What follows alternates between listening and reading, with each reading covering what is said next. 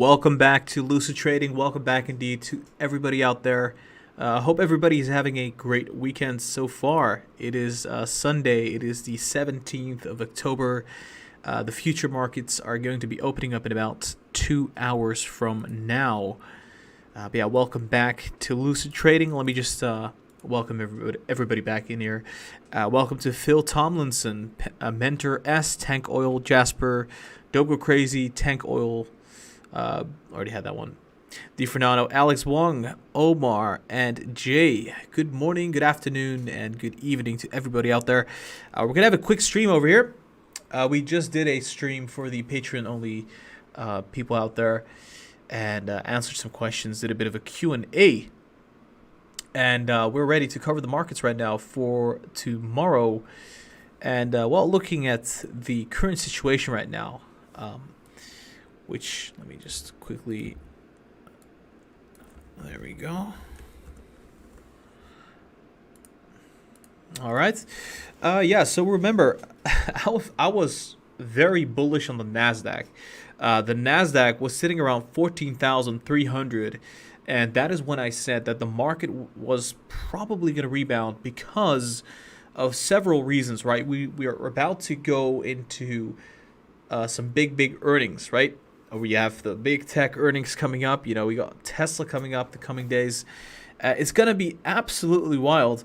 And I think earnings are going to be great because we've seen some inflation. Prices have gone up. I think profits are going to go up substantially as well. And so that is the current situation. I said that the NASDAQ was going to be going upwards to around 15K. Then I said it was going to go up to around 15.1K. And to be frank, we're sitting at those targets, and we've met those targets. I think we're right around resistance right now. So if we have bad news, and the stock market's going to correct slightly. If we have good news, markets are going to jump upwards. And right now, I think we got some bad news short term. So I think that would be a point to the bearish, obviously.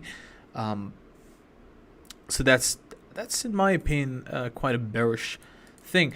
So short term, we could definitely pull back slightly. I think we could pull back to about, well, let's just see.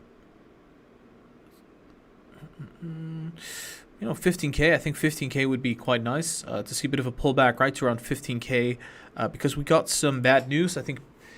Let me see what was the news. I don't know how to pronounce his name, but Buttigieg says the supply chain crisis is going to continue to next year. So the supply chain issues are actually they're worsening, and it's having a big impact on markets out there. By the way, if you just joined, make sure you smash that like button. That would be really great.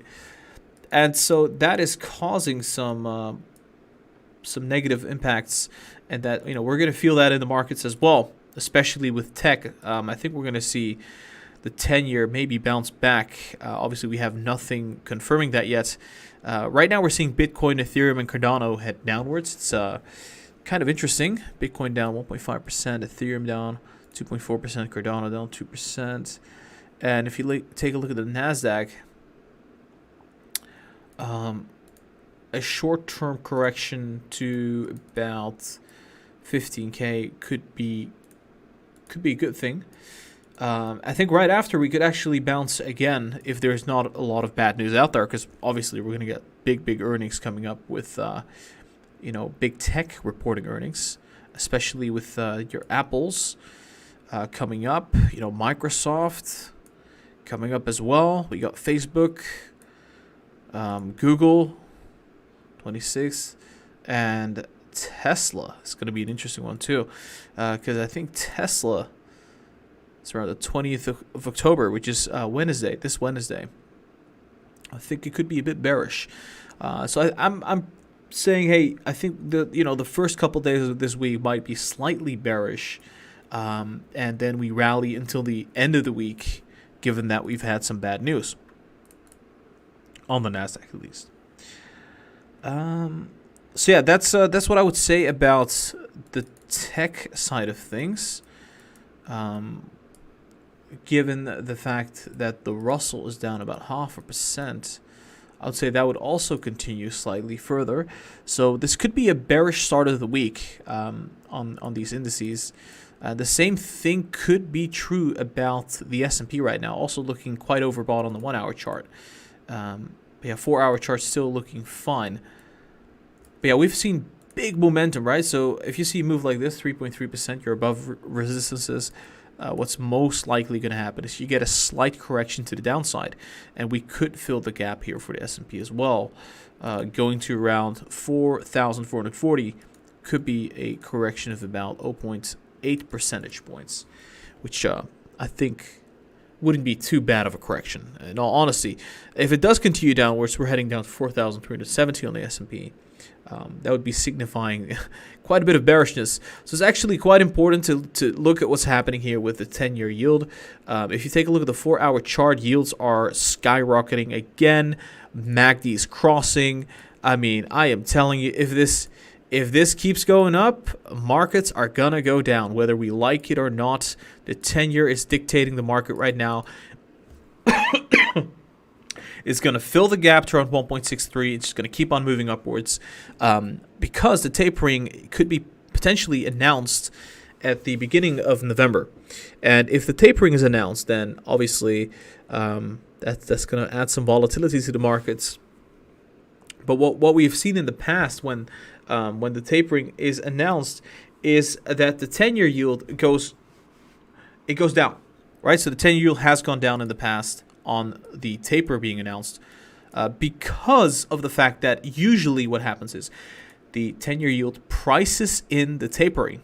So before it even happens, it starts skyrocketing, which is exactly what we have seen so far. And looking at the trend right now, we're heading upwards to about, if we can properly indicate this, 1.68, 1.7, right around that range could be possible still. And if that happens, yeah, we're going to have a bad early week, which means Nasdaq is going to fall, Russell's going to fall, S&P is going to fall as well. Short term, VIX might probably spike because we've seen the VIX go down substantially here. That is a quite a large downturn here for the VIX, and potentially see gold maybe come up, and potentially see Bitcoin jump upwards as well. So yeah, early on could get tough. Especially look at this. I mean, look at this. When you're up 3.8%, you tend to see a correction as well. So yeah, I would say early on Monday, Tuesday might be tough. As we're heading into the end of the week, I think things are going to look a lot better. We're going to have some earnings coming out for some companies out there, and especially Tesla's one is going to be pretty darn interesting, which we're going to be covering, obviously. I see that John Smith joined, and he said, hello, everybody. Like, subscribe, and hit that notification bell. Yeah, make sure you do that. That would be really much appreciated. Make sure you hit that like button and hit that notification notification button so you're notified as well. All right, so we covered the markets a little bit here. That's what I'm thinking right now. Dollar is probably going to go up, which is bad for the markets. And that is probably going to mean that the 10-year is going to go up too. So dollar heading up, 10-year heading up. I mean, that's looking pretty bad. Oil is probably going to go up slightly further, thus squeezing the market right now, really, to the downside. And yeah, so short term, a bit bearish. But yeah, I think middle to end of the week could be bullish. Let's take a look at some individual stocks. Let's take a look at that. So, in fact, let me know in the live chat which stocks you'd like me to take a look at, and I'll actually take a look at those stocks right now. There we go. I think I got notified right there.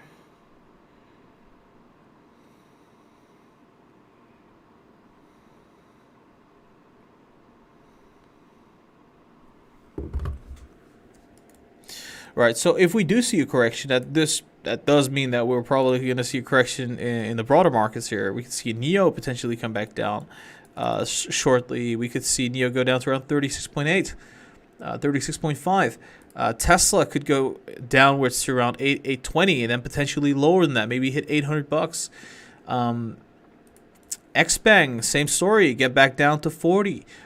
We could see C3.ai come down even lower, back to 44. Palantir could go back down slightly lower to 23.5 again.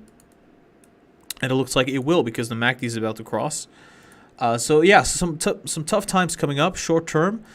And it's mostly dependent on the 10-year yield. It's mostly dependent on what's going to be happening with the dollar. If the dollar does not go up, if the 10-year yield does not go up, then I do not think that we're going to see a correction. But it does seem to be happening. I do think that right now it looks like we're going to see that correction. DIDI's crossing downwards. BABA's, also crossing downwards. And if the 10-year skyrockets, if the markets are going to go down here, then most stocks are going to be red, quite red. To be frank, I think Robinhood's going to probably pull back to around 40.5. And yeah, so it's going to be an interesting couple days here. Some people saying Palantir, C3.ai beyond Hood earnings 26th. Yeah, I think $45 should be a good price for Robinhood to be hitting short term for earnings. Any good crypto plays? I think cryptos are right now a little bloated. I don't like it that much. I still don't like it that much. But if I would have to pick one of these three, I would probably go with Ethereum. That's what I would do.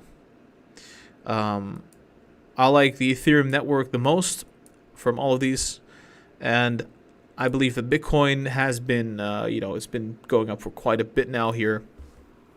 I don't think that's going to be extending much further at this point, unless we get another bullish catalyst, which might happen, might not happen.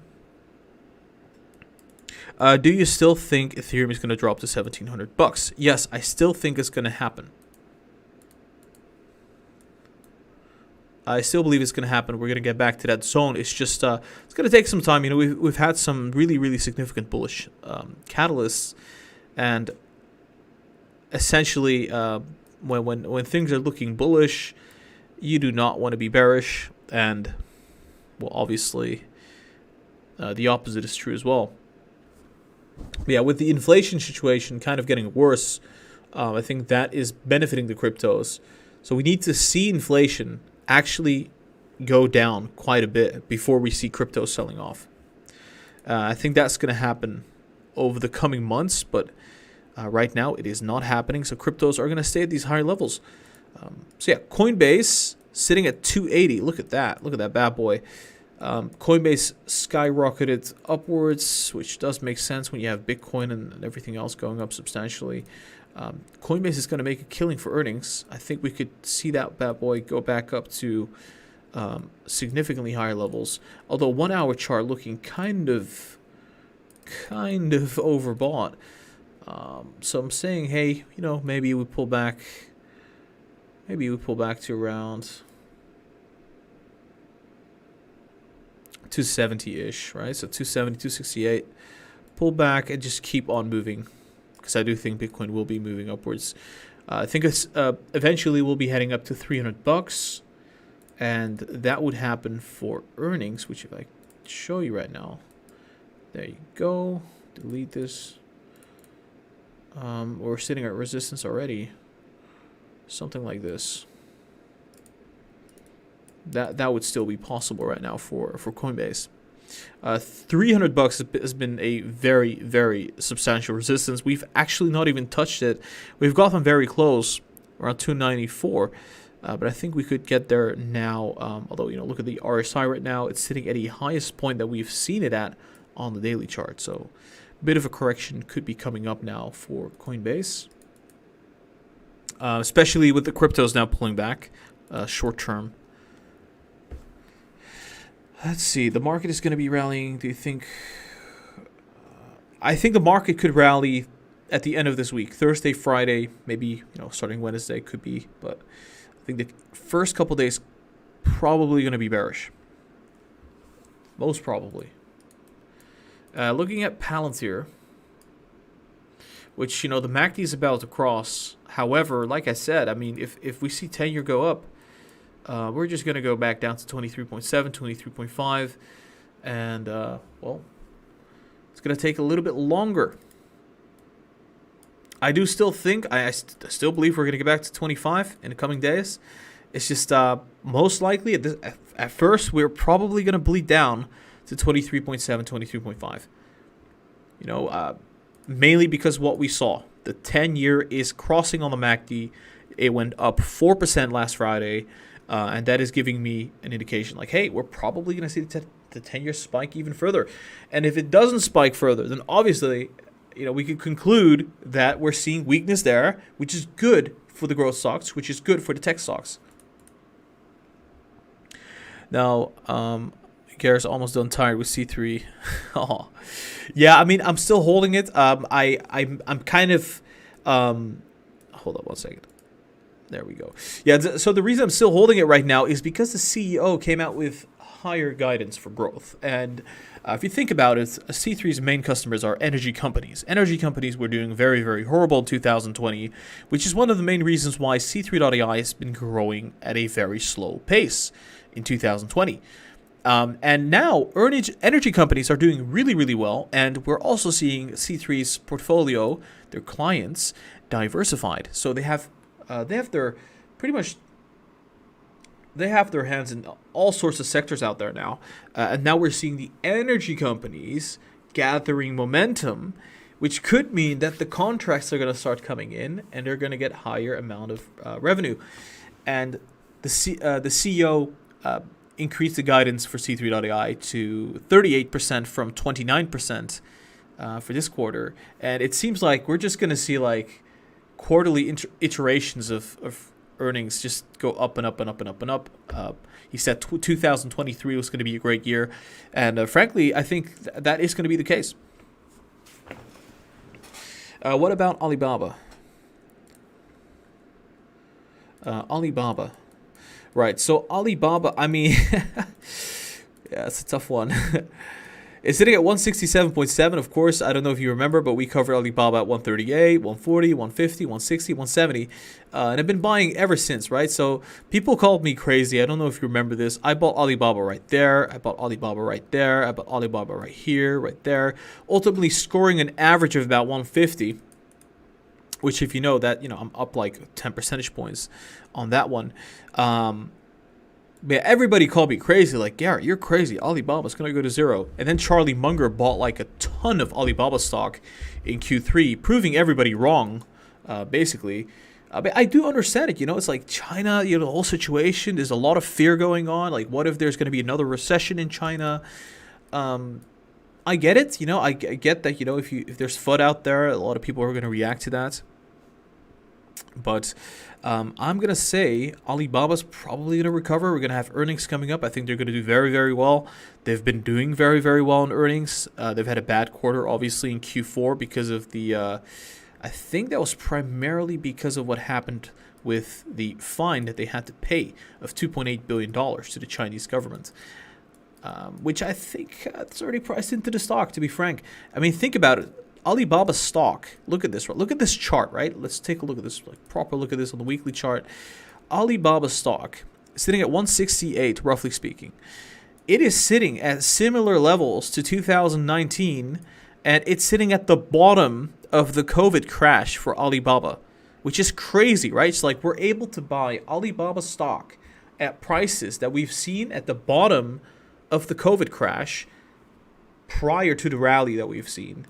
And it's been a while, right? So in that time, that, you know, the company's been doing pretty well. They've been growing revenues, they've been growing profit margins, they've been growing cash flow.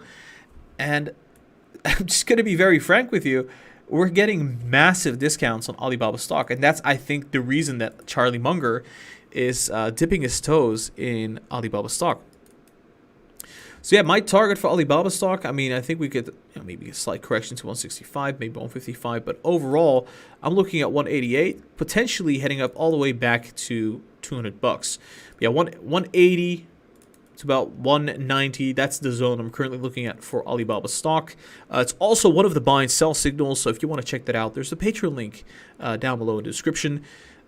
Yeah, Alibaba is definitely one of the buy and sell signals on Patreon, along with many, many other stocks out there. So, yeah, that's my opinion on Alibaba. And DIDI had some really, really phenomenal news, by the way, which I've also made another. I think I posted about DIDI on the Patreon a couple days ago. Posted a stock pick on DIDI.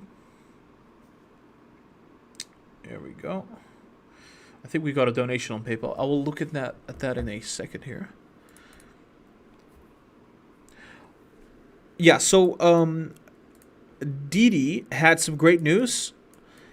It seems like the application is slowly returning to WeChat, which is interesting, right? If that is actually the case, and the application is getting back online, then the stock could potentially rally as much as it could be as crazy as 50% in a single day. Just like what we saw previously, I think it was right here, right? It's jumped all the way up. I don't think you can see it right here, but huge rally happened, and I think it could happen again. So on that news, if it's actually true that DIDI stock, that DIDI, the application, right, the ride hailing app, is going to be back on WeChat and probably at that point the App Store, we could see a lot of momentum come in here for DIDI stock, and the stock could just fly very fast. I am not kidding about this. This has happened already before. It's just you can't see it right here, but it has happened before. It went all the way to $13 in the pre-market. I wasn't able to sell, obviously, because I don't have pre-market access for DIDI. But yeah, I think we're gonna fill that gap to around $12, like very easily, and jump 45%, 50%. It could be possible if it is indeed true. If it is true that the DIDI app is back on WeChat or on the App Store, then this could be incredible. But it's just a rumor out there, right? It's just a rumor. I think we could see some positivity there on the rumor. But if it's confirmed, then very high probability that the stock is just going to rebound very massively. So that's what I would say about DIDI right now. Lucid Trading, the Sunday edition. I mean, we used to do live streams on Sunday, like almost every single weekend. So back in the day, and we're gonna keep doing that, right? We're gonna, I'll be more and more active from here on out, for sure. Let me take a look right here. All right. Can you check Facebook, please? Yes, I think I can. No problem. We'll be checking Facebook. All right. Let's see. Facebook. Where is that bad boy? Oh, yeah. Okay, cool. Okay, so Facebook, MACD crossing. That is very nice. 1 hour chart. MACD is about to cross there as well. 4 hour chart. It's rallying up. Earnings are coming up on the 25th. It's down 16% from the top, sitting at the 200-day moving average. MACD is going to cross on the daily chart. We're just going to... I think we're going to head straight up to 350. I mean, if the markets are going to sell off, we might get back to like 320 or something. But I think at first we're going to get back to 330. Then we're going to get back to 350. I don't think Facebook is going to go down that much unless their earnings are going to be very bad. So this would be my target for Facebook. It's also one of the buy and sell signals on the Patreon. So if you want to check that out, Patreon link is down below in the description. I think Facebook could do very good. Let's see. Yeah, what's happening with Lucid right now? Oh yeah, right. So we were bullish on Lucid. Lucid went up, sitting at $24. Although look at this, MACD's crossing to the downside. That is not good. You don't want to see that.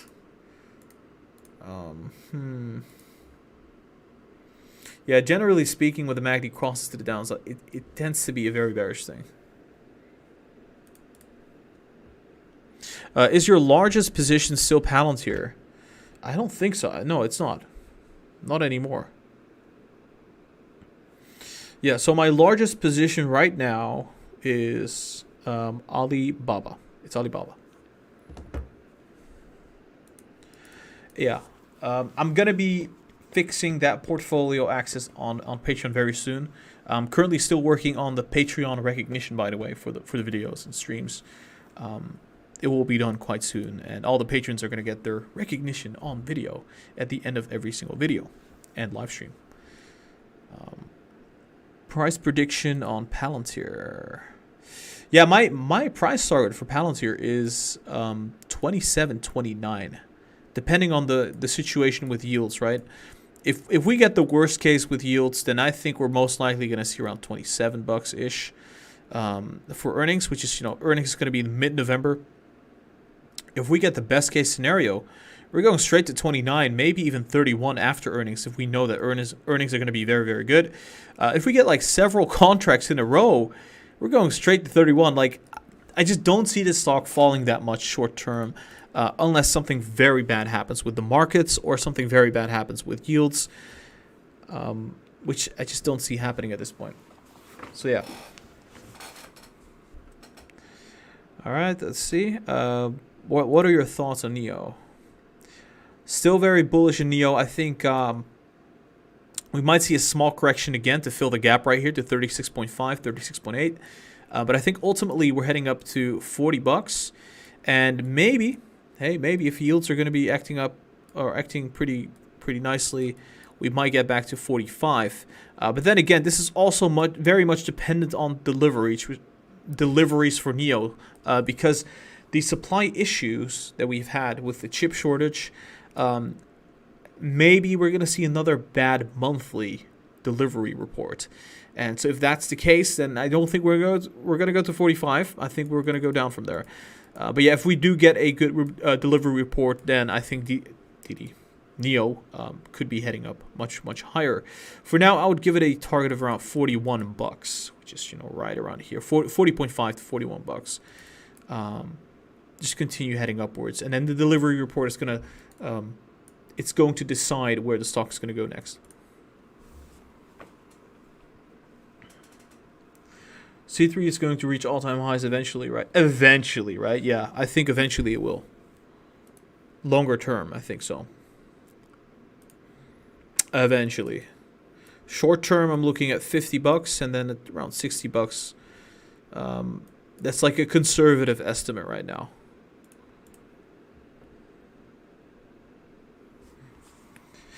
When do you think NEO is going to hit a ceiling of 54 again? Q1 of next year? Ceiling of 54. Oof.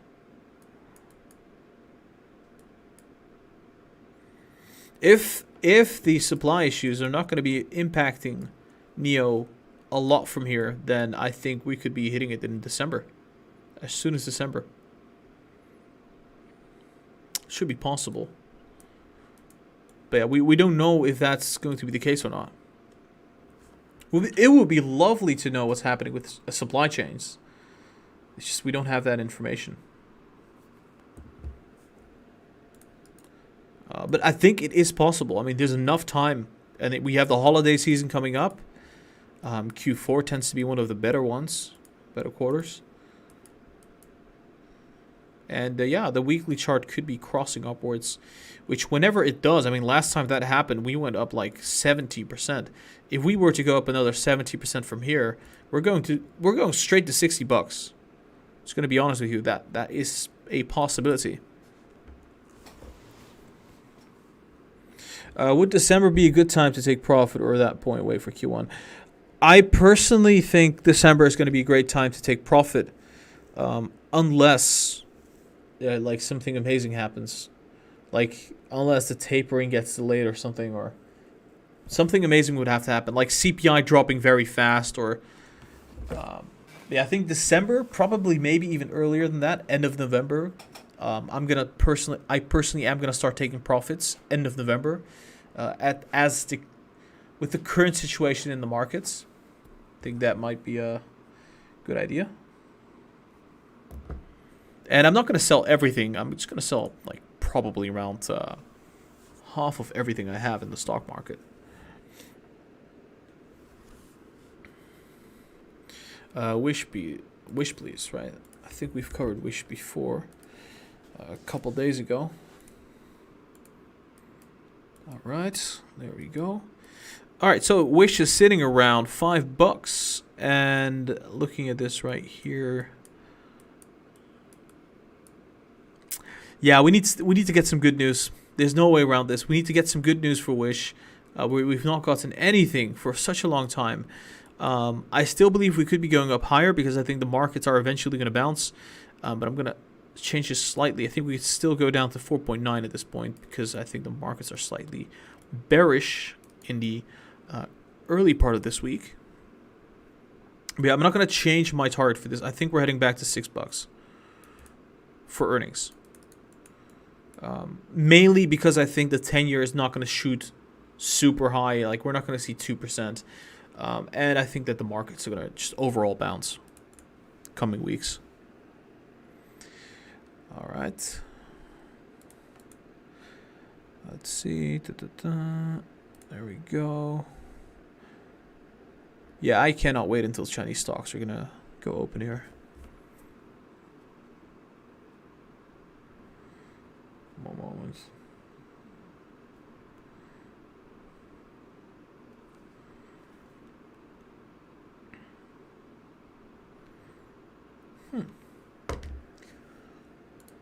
All right.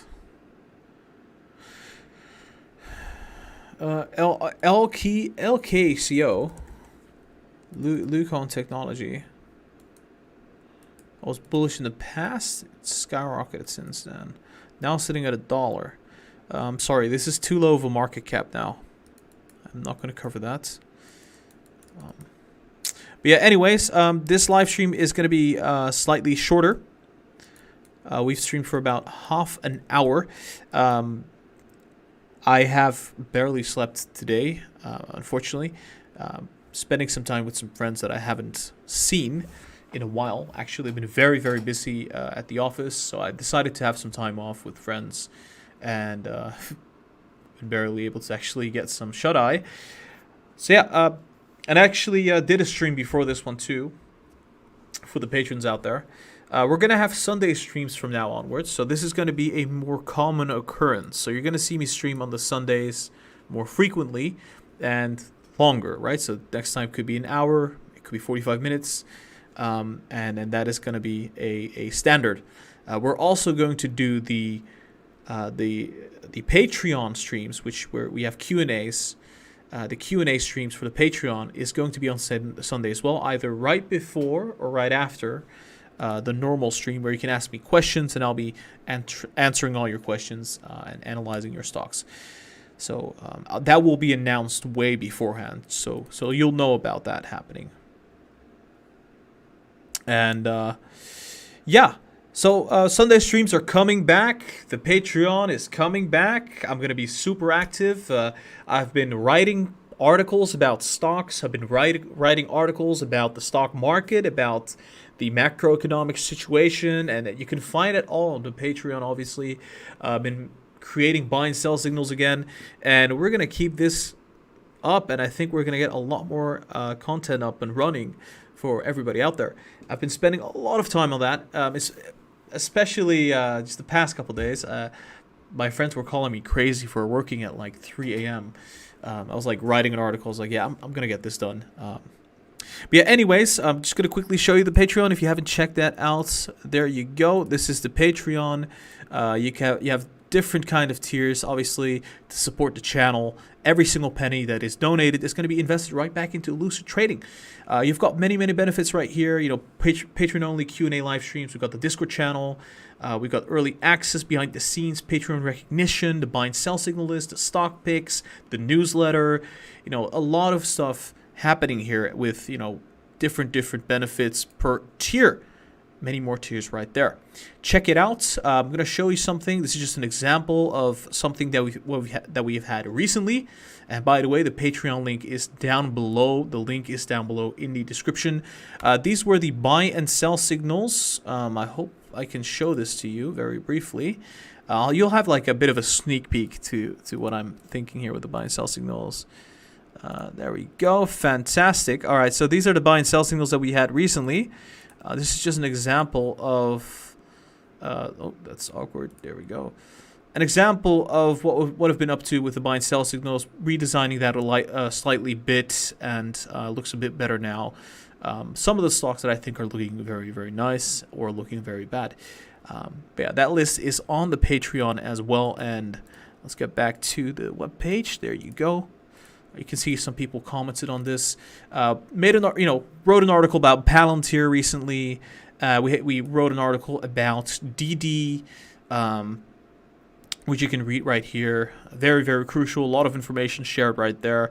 And obviously the date for the Q&A live streams are going to be shared beforehand. And this was for today, which was shared beforehand as well. We had another article about C3.ai.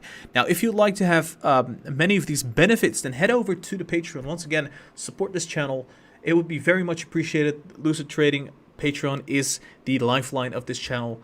It keeps me afloat, and it will increase the quality of content in the future. So check it out. Patreon is down below in the description. Once again, we're going to be live streaming on Sundays for the Patreon-only Q&A live streams, and we're going to have the regular live stream on the Sunday as well. We're going to be extending the time period that we're doing these live streams. Today it was about 30 minutes. Next one could be 45 minutes to an hour, and who knows where we go from there. All right, that was it for today. Thank you so much for watching. Thank you for joining. Have a great weekend. Have a great Sunday. The Patreon link, once again, it's in the description. It's going to be in the live chat as well. Thank you for showing your secret list. Yeah, I'm going to share the Patreon link in the live chat. Just check it out. I think about 40 people already joined just the past 3-4 days, which is just awesome. Thank you so much for your support. Appreciate it a lot. But yeah, we'll be back tomorrow. We're going to be back tomorrow for the live stream, obviously, for Market Open. And it's going to get very, very exciting. I think, like I said, we could get some bearishness in the first coming days if the 10-year yield is going to keep on moving upwards. And yeah, it's going to be an interesting week indeed. We could see the volatility go up. And I'm actually mostly interested in DIDI stock and Alibaba stock. I really wonder what's going to happen here with the Chinese stocks. I'm fairly bullish on them, so we'll have to see.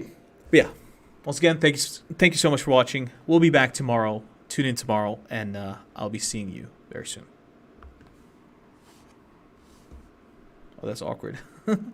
My stream deck is actually, I think it didn't. Wait, I'm going to show you right now. Hold up. Ooh. I hope I can. Yeah, I've got a stream deck with all these buttons on, and I think it just updated, so it didn't allow me to go to the transition of just the stream ending. But I'll just do it manually then. There we go. I think it's this one. So cheers, everybody. Thanks for watching. We'll see you tomorrow.